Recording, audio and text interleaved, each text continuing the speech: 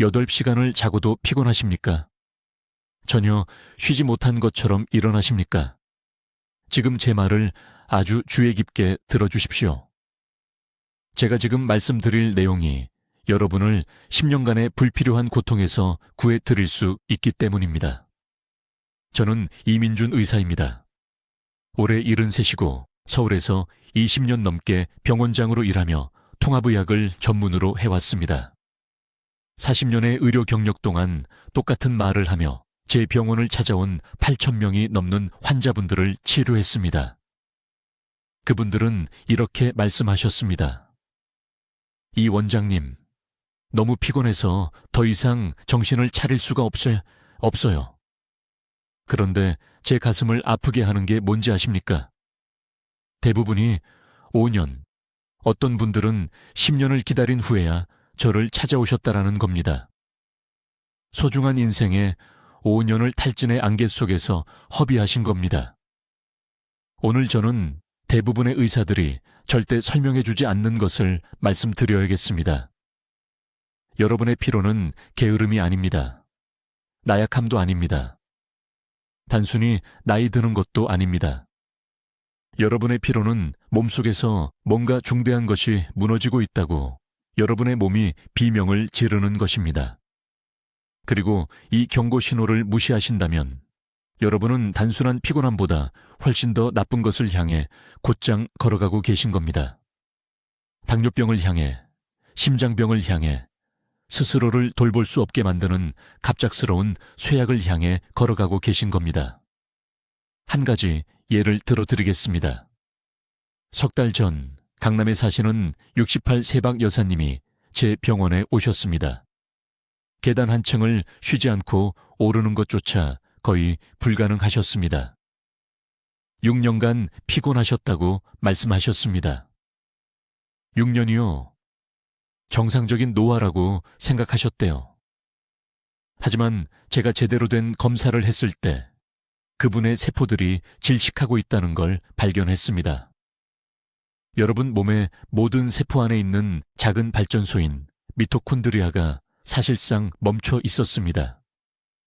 그분은 노화로 죽어가는 게 아니었습니다. 하루 3끼를 드셨는데도 세포 수준에서 굶어 죽어가고 계셨던 겁니다. 이것이 제가 말하는 침묵하는 에너지 위기입니다.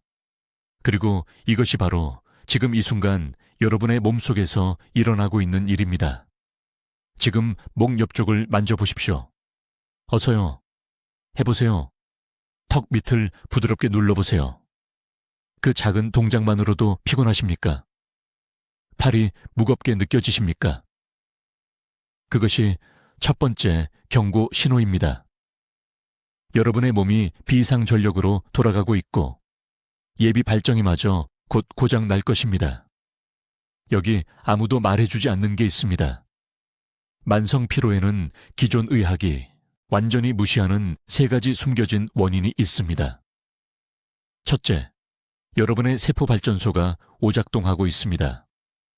둘째, 부신이 몸 전체에 혼란스러운 신호를 보내고 있습니다.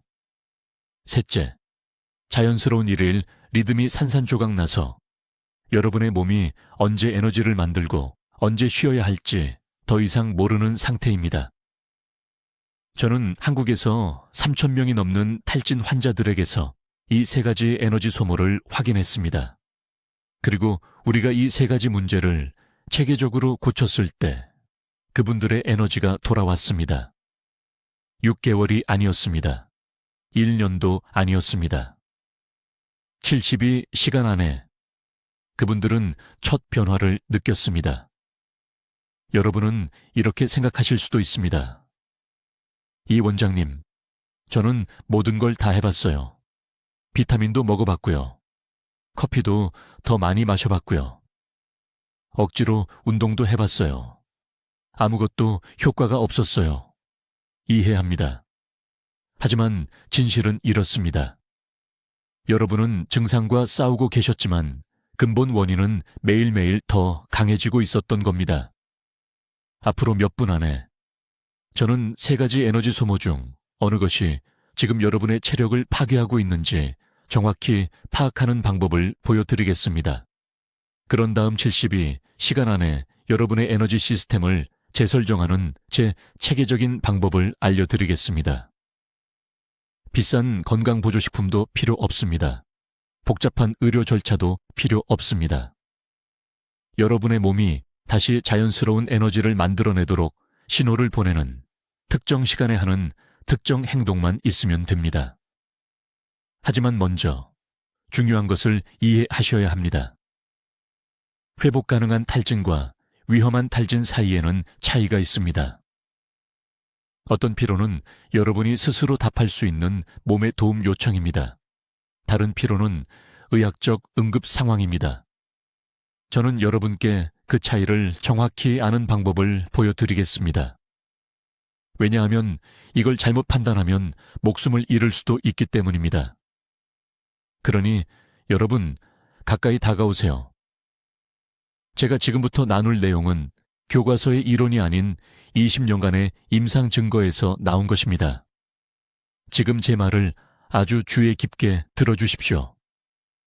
아침에 일어나려면 알람이 필요하시다면, 정신을 차리기 전에 커피부터 찾으신다면, 잠자리에 들었을 때보다 밤새 푹 자고 난 후 더 피곤하시다면, 여러분의 몸은 대부분의 사람들이 너무 늦을 때까지 무시하는 경고를 비명처럼 보내고 있는 겁니다. 저는 이민준 의사입니다. 20년 넘게 서울에서 통합의학병원의 원장으로 일해왔고, 단 몇 달만 너무 늦게 오신 수천 명의 환자들을 봐왔습니다. 그분들은 피로가 정상이라고 생각하셨습니다. 그냥 스트레스라고 생각하셨습니다. 그러다 어느 날 그분들의 몸이 완전히 포기해버렸습니다. 3년 전 제 병원에 오신 강남의 68 세박 여사님 이야기를 해드리겠습니다. 주차장에서 제 진료실까지 거의 걸어오지 못하셨습니다. 2년간 피곤하셨다고 말씀하셨습니다. 보통 피곤한 게 아니었습니다. 양치질이 산을 오르는 것처럼 느껴지는 그런 종류의 피로였습니다. 주치의가 혈액 검사를 했습니다. 모든 게 정상으로 나왔습니다. 그냥 노화라고 말했답니다. 하지만 박 여사님은 단순히 늙어가는 게 아니었습니다. 세포들이 질식하고 있었습니다. 만성 피로에 대해 아무도 말해주지 않는 게 있습니다. 그건 머릿속에 있는 게 아닙니다. 여러분이 약해서가 아닙니다. 얼마나 자느냐의 문제도 아닙니다. 피로는 여러분 몸의 세 가지 중요한 시스템이 동시에 무너지고 있기 때문에 세포 방어 시스템이 비상 신호탄을 쏘아 올리는 것입니다. 그런데 기존 의학은 이 세 가지를 완전히 놓치고 있습니다. 첫 번째 숨겨진 소문은 미토콘드리아 기능 장애입니다. 미토콘드리아는 여러분 몸의 모든 단일 세포 안에 있는 발전소입니다. 수조계가 있습니다. 젊을 때는 효율적으로 에너지를 만들어냅니다. 하지만 수십 년간의 가공식품, 환경 독소, 만성 스트레스, 불규칙한 식사 패턴을 거치면서 이 발전소들이 고장나기 시작합니다. 고장난 발전기로 집 전체를 돌리려고 한다고 상상해 보세요. 불빛이 깜박입니다. 냉장고가 멈춥니다. 모든 것이 느려집니다. 만약 당신이 아침에 일어났을 때 기진맥진하다면 지금 당신의 세포 안에서 바로 이런 일이 일어나고 있는 것입니다. 두 번째, 에너지 소모 원인은 부신 기능의 소통 장애입니다. 부신은 신장 위에 위치하며 스트레스 반응과 에너지 조절을 담당합니다. 몇 달 또는 몇 년 동안 커피, 설탕, 의지력으로 피로를 억지로 견뎌내면 부신이 뇌와 제대로 소통하지 못하게 됩니다. 부신은 잘못된 시간에 코르티솔을 분비합니다. 밤에 잠을 자야 할 때 오히려 정신이 또렷해집니다. 아침에 활력이 필요할 때는 기운이 하나도 없습니다. 이것은 게으름이 아닙니다. 이것은 고장난 신호체계입니다. 세 번째 에너지 소모 원인은 생체 리듬의 교란입니다. 당신 몸의 모든 세포에는 내부 시계가 있습니다. 이 시계들은 언제 에너지를 생산하고 언제 손상을 복구하고 언제 호르몬을 분비할지 알려줍니다. 현대 생활은 이 시계들을 망가뜨립니다. 늦은 밤 휴대폰 화면, 불규칙한 식사 시간, 주말에 늦잠 자기, 아침 식사 거르기. 이러한 사소해 보이는 습관 하나하나가 수족의 세포시계에 혼란스러운 신호를 보냅니다. 생체 리듬이 깨지면 몸은 더 이상 기본적인 기능들을 조율할 수 없게 됩니다. 한밤중에 소화효소를 만들어냅니다. 정오에 수면 호르몬을 분비합니다. 모든 것이 거꾸로입니다. 이제 대부분의 의사들이 완전히 놓치는 중요한 부분이 있습니다. 만성 피로는 잠을 더 자는 것으로 해결할 수 없습니다. 비타민만으로도 해결할 수 없습니다. 단순히 스트레스를 줄이는 것만으로도 해결할 수 없습니다. 왜냐하면 이 세 가지 시스템이 모두 서로 연결되어 있기 때문입니다. 하나가 무너지면 다른 것들도 함께 무너집니다. 이것이 바로 박 여사가 2년 동안 모든 방법을 시도했지만 아무것도 효과가 없었던 이유입니다. 그녀는 증상만 치료하고 있었습니다. 근본적인 시스템 장애를 해결하지 못했던 것입니다. 박 여사가 저를 찾아왔을 때 저는 그녀에게 수면제를 처방하지 않았습니다. 더 쉬라고 말하지도 않았습니다. 저는 그녀에게 세 가지 에너지 소모 원인을 동시에 해결하는 체계적인 회복 프로그램을 적용했습니다. 72시간 만에 그녀는 첫 번째 변화를 느꼈습니다. 6주 만에 그녀는 매일 아침 3km를 걷고 있었습니다. 3개월 만에 그녀의 딸이 저에게 전화를 걸어 감사의 눈물을 흘렸습니다. 어머니가 다시 살아나셨다고 말입니다. 우리가 무엇을 했을까요? 지금 바로 정확하게 보여드리겠습니다. 이제 당신의 몸을 내부에서부터 조용히 파괴하고 있는 두 번째 에너지 소모 원인에 대해 말씀드리겠습니다. 이것은 일반 의사들이 90%의 경우 놓치는 숨겨진 메커니즘입니다. 저는 부신 기능의 소통 장애에 대해 말하고 있습니다. 귀에 깊게 들어보세요. 왜냐하면 이것이 당신이 8시간을 자고도 기진맥진하게 일어나는 정확한 이유일 수 있기 때문입니다. 부신은 신장 바로 위에 위치합니다. 이 작은 장기들은 적절한 시간에 코르티솔을 생산하여 필요할 때 활력을 주어야 합니다. 그러나 여기에 문제가 있습니다. 수년간의 만성 스트레스, 수면 부족, 불규칙한 식사 패턴 후에 부신이 뇌의 신호를 듣지 않게 됩니다. 완전히 잘못된 시간에 코르티솔을 분비하기 시작합니다. 깊은 잠을 자야 할 한밤중에 엄청난 급증이 일어납니다. 그리고 아침이 와서 하루를 시작할 활력이 필요할 때는 아무것도 없습니다. 부신이 침묵합니다. 이것은 게으름이 아닙니다. 이것은 당신 몸 안에 고장난 소통 시스템입니다. 지금 이것에 대해 생각해 보세요. 아침보다 밤에 더 정신이 또렷합니까? 베개에 머리를 대면 머릿속이 복잡합니까? 정고 전에 정상적인 사람처럼 느끼려면 커피가 필요합니까? 이것들은 성격적 특성이 아닙니다. 이것들은 당신의 부신 소통 시스템이 완전히 뒤바뀌었다는 긴급 경고 신호입니다. 서울에 있는 제 병원에서 치료했던 환자에 대해 말씀드리겠습니다. 58세 박 여사라는 분이 제 진료실에 왔는데 상담 중에도 눈을 뜨고 있기가 힘들 정도였습니다. 그녀는 매일 밤 9시간을 자지만 마치 트럭에 치인 것처럼 일어난다고 말했습니다. 이전 의사들은 갑상선을 검사했습니다. 빈혈 검사도 했습니다. 모든 것이 정상으로 나왔습니다. 의사들은 단지 갱년기라고 말하며 수면제를 처방하고 집으로 보냈습니다. 그러나 저는 더 잘 알고 있었습니다. 저는 박 여사에게 4회 코르티솔 타액 검사를 실시했습니다. 이 검사는 하루 중 4번의 다른 시간에 코르티솔 수치를 측정합니다. 결과는 저조차도 충격을 받았습니다.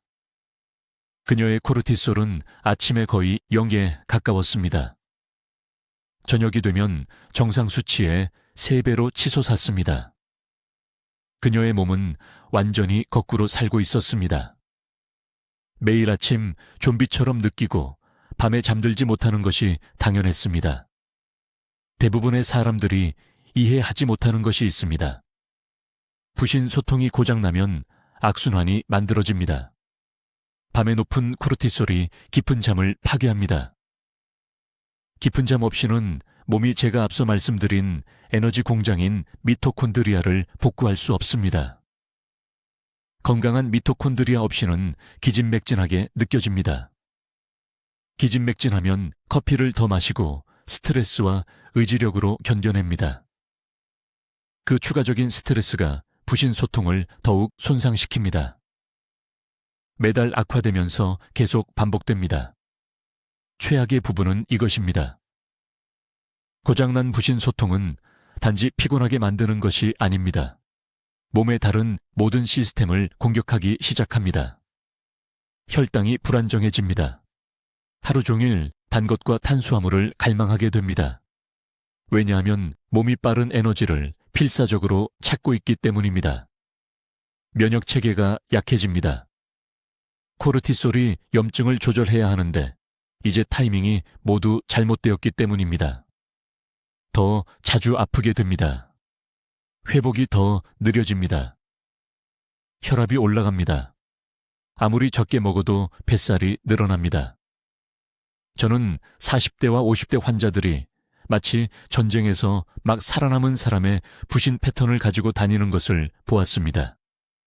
그들의 몸은 끊임없는 비상 상태에 있습니다. 그리고 비극은 그들이 이것을 정상적인 노화라고 생각한다는 것입니다. 아닙니다. 이것은 고칠 수 있는 문제입니다. 하지만 영구적인 손상이 생기기 전인 골든타임 동안 지금 해결해야 합니다. 지금 허리 아래쪽을 만져보세요. 허리 위쪽에 양쪽에 있습니다. 그것이 바로 여러분의 콩팥이고 그 위의 부신이 밤낮으로 일하고 있습니다. 그들은 도움을 요청하고 있습니다. 문제는 너무 늦기 전에 귀 기울이시겠습니까? 이제 3번째로 숨겨진 에너지 소모 요인을 설명하겠습니다. 이것은 여러분의 체력을 내부에서부터 파괴하고 있습니다. 이것이 가장 위험한 이유는 완전히 조용히 작동하기 때문입니다. 저는 생체 리듬 교란에 대해 말하고 있습니다. 약속하건대 제가 서울에서 치료하는 지친 환자들의 90%가 이것을 모르고 있습니다. 주의 깊게 들어보세요. 여러분의 몸은 모든 세포가 언제 활동하고 쉬어야 하는지 조절하는 내부 시계 시스템으로 작동합니다. 이 리듬이 무너지면 아무리 많이 자고 무엇을 먹든 미토콘드리아가 효율적으로 에너지를 생산할 수 없습니다. 잘못된 전압으로 휴대폰을 충전하려는 것과 같습니다. 배터리가 제대로 충전되지 않습니다. 3년 전 강남에 있는 제 클리닉에 온 68세 박 여사의 이야기를 들려드리겠습니다. 그녀는 매일 밤 9시간을 잤지만 마치 트럭에 치인 것처럼 일어났습니다. 다리가 무겁고 머리가 멍했습니다. 2번 앉아서 쉬지 않고는 손주들에게 아침을 준비할 수조차 없었습니다. 모든 의사가 그저 나이 들어서 그렇다고 말했습니다. 하지만 저는 더 잘 알고 있었습니다. 저는 그녀에게 간단한 질문 하나를 했습니다. 저녁은 몇 시에 드십니까? 그녀는 저녁 8시 반, 때로는 9시라고 말했습니다. 거기에 문제가 있었습니다. 소화기관이 밤에 쉬어야 할 때 무거운 식사를 하고 있었기 때문에 그녀의 생체 리듬이 완전히 파괴되었습니다. 그녀의 몸은 세포를 복구하고 새로운 에너지를 생산하는 대신 밤새 음식을 소화하는데 시간을 보내고 있었습니다. 대부분의 사람들이 이해하지 못하는 것이 있습니다. 여러분의 몸은 영양분을 흡수하고 사용 가능한 에너지로 전환할 수 있는 특정 시간대가 있습니다. 아침 6시부터 전고 사이에 소화력이 가장 강합니다. 이때가 몸이 단백질과 충분한 영양을 기대하는 시간입니다. 전고부터 저녁 6시 사이에 신진대사가 자연스럽게 느려지기 시작합니다. 밤 7시 이후에는 전체 시스템이 소화 모드가 아닌 회복 모드를 준비합니다. 그런데 현대인들은 어떻게 합니까? 서두르느라 아침을 거릅니다. 책상에서 작은 점심을 먹습니다. 그리고 밤 8시나 9시에 지쳐서 집에 와서 자기 직전에 가장 많은 식사를 합니다. 이것은 여러분의 생체 리듬이 필요로 하는 것과 정반대입니다. 휴식 시간에 몸이 초과 근무를 하도록 강요하고 있습니다. 피곤하게 일어나는 것이 당연합니다. 지금 배를 만져보세요. 아침에 일어났을 때 배가 부풀거나 불편하다면 생체 리듬 식사 패턴이 잘못된 것입니다. 소화기관이 새로운 하루를 위해 여러분에게 활력을 주어야 할 때 아직도 어젯밤 음식을 처리하고 있습니다. 제가 박 여사에게 한 말씀을 드리겠습니다. 2주 안에 그녀의 에너지가 완전히 변했습니다. 첫째, 저녁 6시 반까지 마지막 식사를 마치세요. 7시가 아닙니다. 8시가 아닙니다. 늦어도 6시 반입니다. 아침 식사 전에 최소 12시간의 공복 시간을 주세요.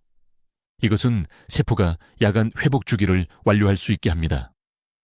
둘째, 오후 2시 이전에 가장 많은 식사를 하세요. 직장인들에게는 불가능하게 들린다는 것을 압니다. 하지만 들어보세요. 정해 먹은 음식에서 몸이 추출할 수 있는 에너지는 밤 8시에 먹은 똑같은 음식보다 3배 더 많습니다. 저녁을 먹어야 한다면 가볍게 드세요. 야채국, 생선찜, 무겁지 않은 것으로요. 셋째, 일어나서 30분 안에 밝은 빛에 눈을 노출시키세요. 밖으로 나가세요. 커튼을 활짝 여세요. 이것은 뇌의 활동 주기가 시작되었다는 신호를 보냅니다. 적절한 시간에 코르티솔 생산을 유발하여 커피 없이 자연스러운 아침 에너지를 줍니다. 박 여사는 이것을 정확히 따랐습니다. 14일 안에 알람이 울리기 전에 일어나서 진정으로 휴식을 취한 느낌을 받았습니다. 6주 안에 필요 없이 손주들을 공원에 데려갔습니다. 그녀는 10년 전으로 시간 여행을 한 것 같다고 말했습니다. 이것은 마법이 아닙니다. 이것은 매일 몸의 자연스러운 리듬에 맞서 싸우는 대신 함께 일하는 것입니다. 생체 리듬을 고칠 황금 시간은 바로 지금, 오늘 저녁 식사부터 시작하는 것입니다. 이제 제가 서울의료센터에서 20년 동안 발견한 네 번째이자 아마도 가장 중요한 에너지 소모는 제가 조용한 염증 순환이라고 부르는 것입니다. 제 말을 귀에 깊게 들어보세요. 이것은 지금 여러분의 세포 안에서 타고 있는 숨겨진 불입니다. 여러분이 자는 동안, 먹는 동안, 쉬는 동안 에너지를 훔쳐갑니다. 그리고 무서운 부분은요. 에너지가 이미 무너질 때까지 아무것도 느끼지 못합니다. 바로 이 순간 여러분의 몸 안에서 정확히 무슨 일이 일어나고 있는지 설명하겠습니다. 염증이 만성화되면 면역체계가 결코 꺼지지 않습니다. 몇 달 동안 집에 모든 불을 켜놓은 것처럼 밤낮으로 연료를 계속 태웁니다. 모든 세포의 작은 발전소인 미토콘드리아가 압도됩니다. 그들은 에너지를 덜 생산하고 독성 폐기물을 더 많이 생산하기 시작합니다. 이것이 8시간을 자도 피곤하게 일어나는 이유입니다. 이것이 한 층의 계단을 올라가는 것만으로도 숨이 차는 이유입니다. 여러분의 세포는 자신의 폐기물에 질식하고 있습니다. 저는 지난 봄 제 진료실에 온 강남의 67세 박 여사에게서 이것을 분명히 보았습니다. 그녀는 매일 진흙 속을 걷는 것 같다고 말했습니다. 모든 움직임이 엄청난 노력을 필요로 했습니다. 그녀는 5명의 다른 의사를 만났습니다. 모두 혈액 검사가 정상이라고 말했습니다. 그저 나이 들어서 그렇다고 말했습니다. 하지만 저는 더 잘 알고 있었습니다. 저는 특정 염증 지표 검사를 지시했습니다. 대부분의 의사가 건강보험이 항상 적용되지 않기 때문에 건너뛰는 것입니다. 그녀의 수치는 정상보다 하불배 높았습니다. 우결배입니다. 그녀의 몸은 보이지 않는 전쟁을 치르고 있었고 그 전쟁이 그녀의 에너지를 한 방울도 남김없이 고갈시키고 있었습니다. 여러분이 반드시 알아야 할 것은 이해합니다. 염증이 항상 통증이나 부기로 나타나는 것은 아닙니다. 가장 위험한 염증은 완전히 조용합니다. 장내벽, 혈관, 장기 주변에 숨어 있습니다. 그리고 대부분의 한국 사람들이 매일 섭취하는 세 가지로 인해 악화됩니다. 첫째, 정제된 흰쌀입니다. 논란의 여지가 있다는 것을 압니다. 쌀은 우리의 주식입니다. 하지만 흰쌀은 혈당을 급격하게 올리고 혈당이 급상승할 때마다 염증 반응이 일어납니다. 췌장이 인슐린을 분비합니다. 면역 체계가 활성화됩니다. 2시간 후 에너지가 급격히 떨어집니다. 매 끼니마다 밥을 드시면 이 악순환이 하루에 3번 반복됩니다. 해결책은 쌀을 완전히 끊는 것이 아닙니다. 현미의 보리를 섞어서 드시고 절대 단독으로 드시지 마세요. 당분의 속도를 늦추기 위해 항상 단백질과 채소를 함께 드세요. 둘째, 모든 식당 음식에 숨어있는 가공 식용유입니다. 콩기름, 옥수수기름, 카놀라유. 이런 기름들은 고온에서 산화되어 미토콘드리아를 직접 손상시키는 염증 화합물을 만듭니다.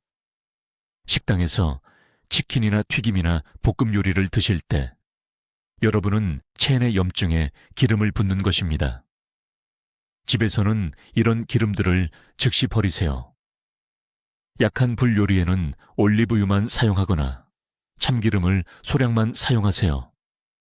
셋째, 모두가 놀라는 것인데 과도한 과일, 섭취입니다. 많은 피로한 환자분들이 건강하다고 생각하며 매일 아침 생과일 주스를 드십니다. 하지만 과일 주스는 당 흡수를 늦춰줄 섬유질 없이 액상 설탕만 있는 것입니다. 통과일도 하루에 3-4번 드시면 염증 수치를 높게 유지할 수 있습니다. 과일은 하루 1번 소량으로 제한하시고 열대 과일보다는 베리류를 선택하세요. 블루베리와 딸기가 당 함량이 가장 낮습니다. 이제 내일 아침부터 시작할 항염증 프로토콜입니다. 첫째, 입에 아무것도 넣기 전에 미지근한 물 한 잔에 레몬 반 개를 짜서 드세요. 이것은 간의 해독 경로를 활성화시킵니다. 둘째, 아침 식사와 함께 발효 김치나 사우어크라우트를 2숟가락 드세요. 프로바이오틱스가 장염증을 직접 진정시키는데 면역 체계의 70%가 장에 있습니다. 셋째, 매 식사 후 15분간 걸으세요. 식사 전이 아니라 후입니다. 이 산책은 혈액 속 당을 저장하는 대신 움직임에 사용하도록 신호를 보내 염증 급상승을 막습니다. 이 3가지를 72시간 동안 예외 없이 실천하세요. 지금 바로 달력에 표시하세요. 3일째 되면 안개가 걷히는 것을 느끼실 겁니다. 서울에서 진료하면서 이런 변화를 수백 번 봐왔습니다. 이제 제 프로토콜의 5번째 핵심 요소는 제가 신경계 재조정이라고 부르는 것인데 대부분의 사람들이 자신의 피로를 완전히 오해하는 부분입니다. 주에 깊게 들으세요. 여러분의 피로는 너무 많이 해서 오는 것이 아닙니다. 잘못된 기어에 갇혀 있어서 오는 것입니다. 하루를 보는 방식 자체를 바꿀 수 있도록 설명하겠습니다. 자율신경계에는 2가지 모드가 있습니다. 엑셀러레이터인 교감신경계와 브레이크인 부교감신경계입니다. 건강한 사람은 하루 종일 이 2가지가 자연스럽게 전환됩니다. 하지만 서울에서 만나는 필요한 환자분들에게서 같은 문제를 계속 발견합니다. 하루 종일 매일 엑셀러레이터와 브레이크를 동시에 밟고 있습니다. 그래서 피곤한데 긴장되어 있는 것입니다. 그래서 소파에 쓰러지지만 잠들 수 없는 것입니다. 그래서 육체적으로 아무것도 안 했는데 몸이 아픈 것입니다. 가만히 있기 위해 연료를 태우고 있는 것입니다. 환자 중에 강남구에 사시는 18세 박씨 여성분이 계셨습니다. 제 병원에 오셔서 7년 동안 휴식을 느껴본 적이 없다고 하셨습니다. 7년입니다. 일어나면 이미 지쳐 있었습니다. 어깨는 돌처럼 딱딱했습니다. 자는 동안에도 턱을 꽉 물고 있었습니다. 모든 의사가 스트레스라고 하며 수면제를 처방했습니다. 하지만 약은 그저 몽롱하게 만들 뿐이었습니다. 휴식이 되지 않았습니다. 박 씨를 진찰했을 때 심박 변이도가 거의 평평했습니다. 이것은 신경계가 기혈을 얼마나 잘 바꾸는지 측정하는 것입니다.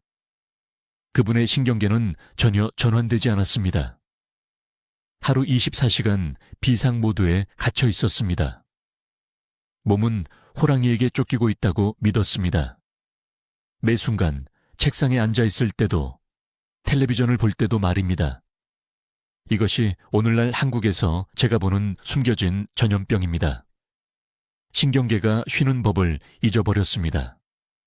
그럼 어떻게 해야 할까요?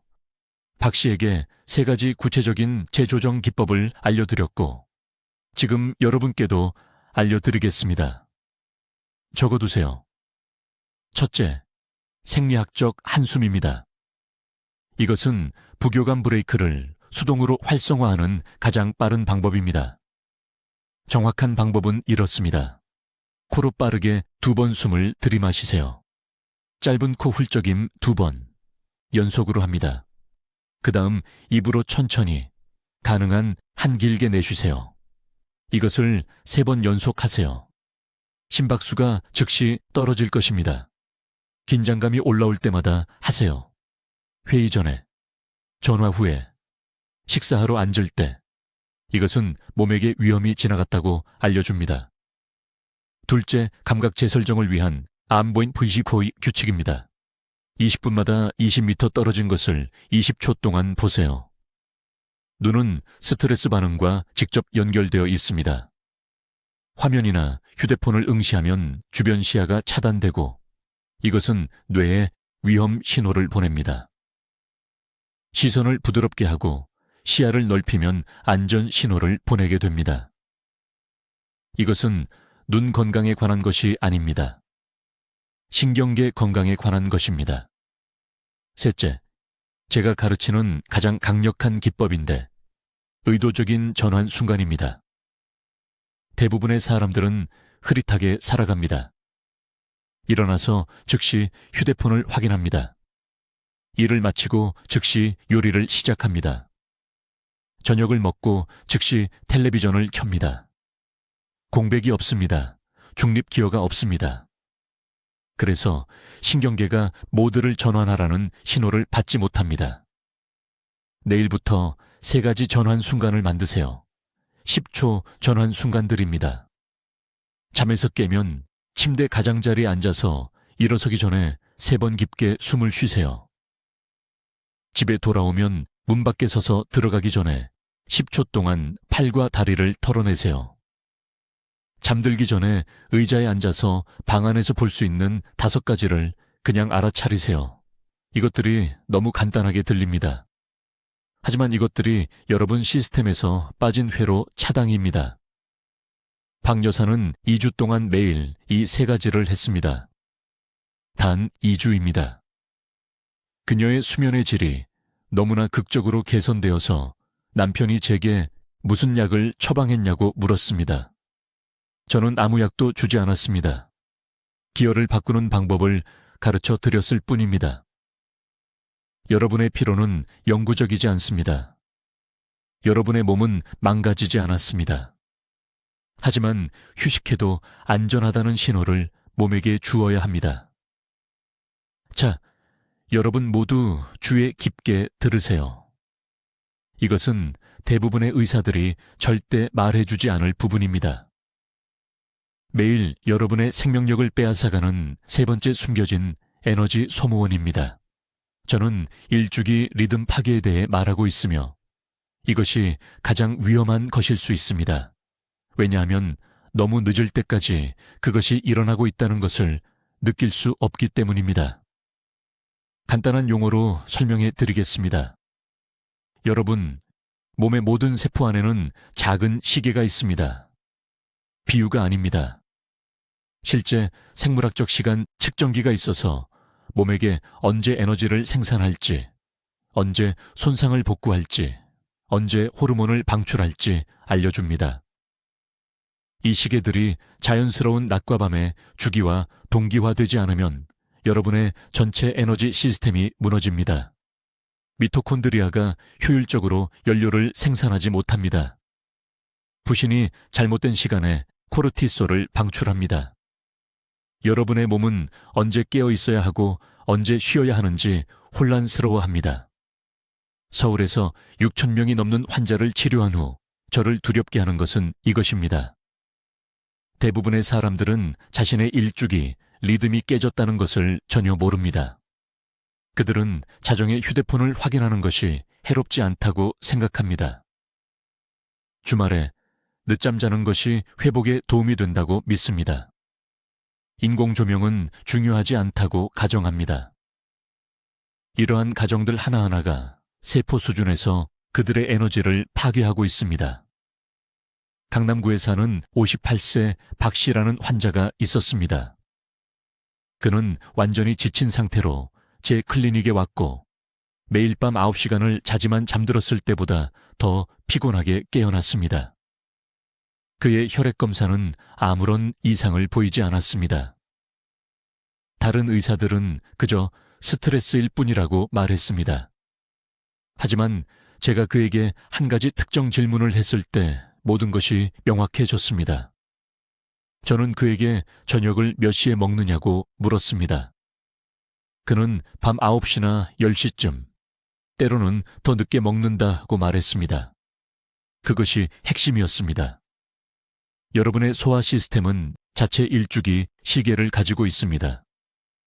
밤늦게 음식을 먹으면 몸이 세포 복구에만 집중해야 할 시간에 소화 효소와 위산을 생산하도록 강요하는 것입니다. 가는 깊은 수면 중에 혈액을 해독해야 하지만 대신 3시간 전에 먹은 음식을 처리하고 있습니다. 췌장은 쉬어야 하지만 인슐린을 펌프질하고 있습니다. 모든 장기가 회복해야 할 때 일하고 있습니다. 저는 박 씨에게 엄격한 식사 시간을 정해 주었습니다. 마지막 식사는 저녁 6시까지 끝내기. 예외 없이. 2주 안에 그는 5년 만에 가장 깊게 잤다고 보고했습니다. 6주 안에 그의 아침 피로는 완전히 사라졌습니다. 그는 먹는 것을 바꾸지 않았습니다. 단지 언제 먹는지만 바꿨습니다. 하지만 식사 시간은 단지 한 조각일 뿐입니다. 빛 노출은 똑같이 중요하며 이것이 대부분의 사람들이 모르는 사이에 천천히 자살을 저지르는 부분입니다. 화면에서 나오는 청색광은 뇌에게 한낮이라고 알려줍니다. 송과선이 멜라토닌 생산을 중단합니다. 코르티솔이 높게 유지됩니다. 여러분의 몸은 야간 복구 과정을 시작하라는 신호를 절대 받지 못합니다. 결국 잠들 수는 있지만 수면의 질이 호르몬 수준에서 파괴됩니다. 여러분이 즉시 해야 할 일은 이것입니다. 잠들기 2시간 전에 모든 화면 시간을 중단하세요. 1시간이 아닙니다. 완전히 2시간입니다. 이것을 할 수 없다면 피로를 선택하는 것입니다. 그 2시간 동안 집의 모든 조명을 어둡게 하세요.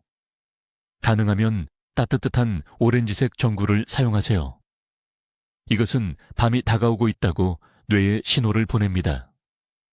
멜라토닌 생산이 자연스럽게 시작됩니다.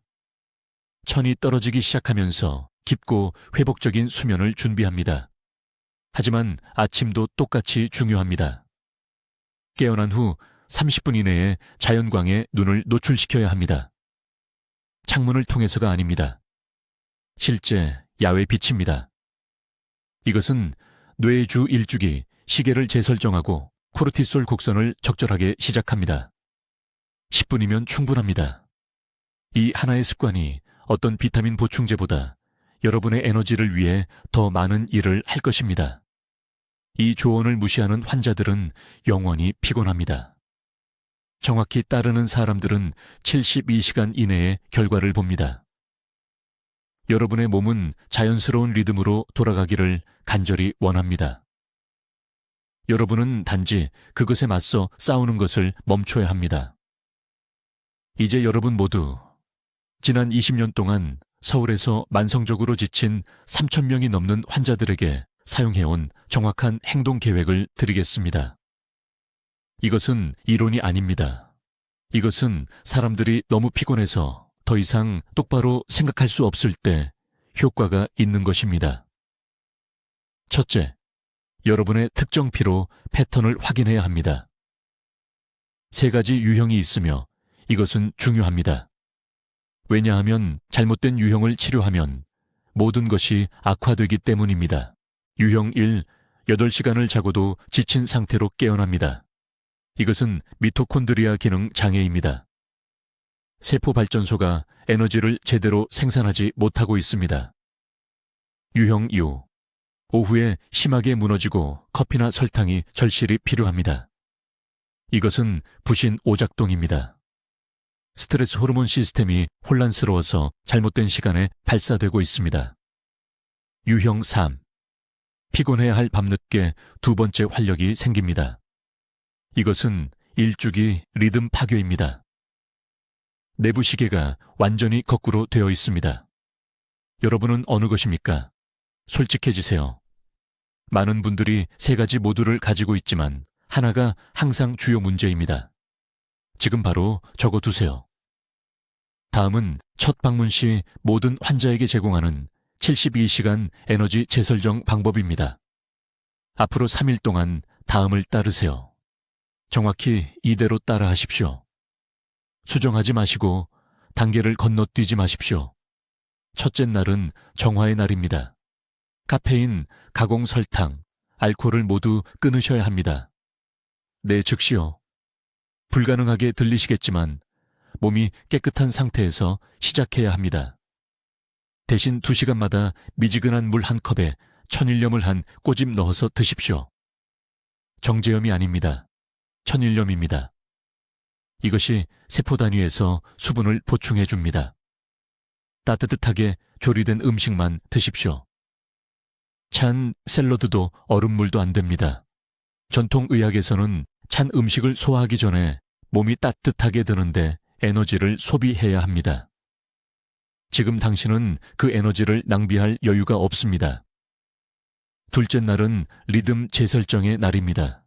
해 뜨고 30분 안에 밖으로 나가셔야 합니다. 흐린 날이라도 추운 날이라도요. 밖에서 15분간 서 계십시오. 이 빛 노출이 뇌에 일주기 리듬을 재설정하라고 신호를 보냅니다. 그 다음 오후 정확히 3시에 정확히 20분간 평평하게 누우십시오. 타이머를 맞추십시오. 10분도 30분도 아닙니다. 잠들지 않고 완전히 쉬는 20분입니다. 이것이 부신계에 언제 활동하고 언제 쉬어야 하는지 가르쳐 줍니다. 셋째 날은 연료 공급의 날입니다. 이제 시스템이 깨끗해지고 리듬이 재설정되기 시작합니다. 정확한 강역으로 단백질을 섭취하셔야 합니다. 아침은 8시, 점심은 1시, 저녁은 6시예요. 각 식사마다 최소 20g의 흡수 가능한 단백질이 포함되어야 합니다. 계란 3개, 손바닥 크기의 생선 1조각 또는 두부 반 모입니다. 식사 사이에 간식은 안 됩니다. 이 새끼 식사 패턴은 미토콘드리아가 공복과 포만 상태를 계속 전환하는 대신 에너지를 완전히 처리할 수 있게 해줍니다. 이 72시간 후 제 환자 대부분이 눈에 띄는 변화를 보고합니다. 완전한 회복은 아니지만 몇 달 만에 처음으로 진짜 에너지를 느낍니다. 강남에 사시는 68세박씨 여성분은 주차장에서 제 진료실까지 걷기도 힘들어 하셨습니다. 이 재설정 후 넷째 날에 울면서 전화하셨는데 중간에 누울 필요 없이 손주들을 위해 식사를 다 준비하셨다고요. 하지만 주의 깊게 들으십시오. 이 70이 시간 재설정 후에 더 나빠지거나 설명할 수 없는 체중 감소, 열, 심한 통증 또는 대변이나 소변에 피가 섞여 나오는 등의 경고 신호가 있으면 즉시 병원에 가셔야 합니다. 이것은 회복 가능한 피로가 아닙니다. 몸이 뭔가 심각하게 잘못되었다고 말하는 것입니다. 기다리지 마십시오. 더 이상 가정요법을 시도하지 마십시오.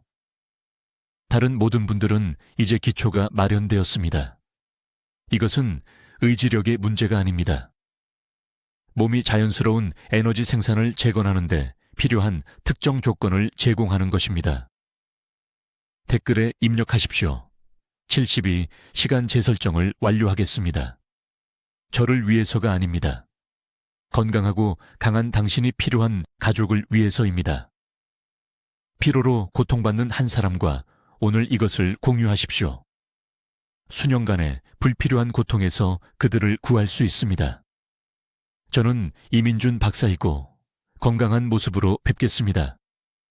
댓글로 알려주십시오. 3가지 에너지 소모 요인, 즉 미토콘드리아 기능 장애, 부신 의사소통 장애 또는 일주기 리듬 붕괴 중 어느 것이 당신의 피로 패턴과 가장 공감되는지요. 여러분의 경험이 궁금합니다. 인생을 바꾸는 건강 지혜를 계속 배우시려면 구독하시고 만성 피로로 어려움을 겪는 친구와 가족에게 이 영상을 공유해 주십시오. 듣기만 해도 현명해지는 우리 채널을 시청해 주셔서 감사합니다.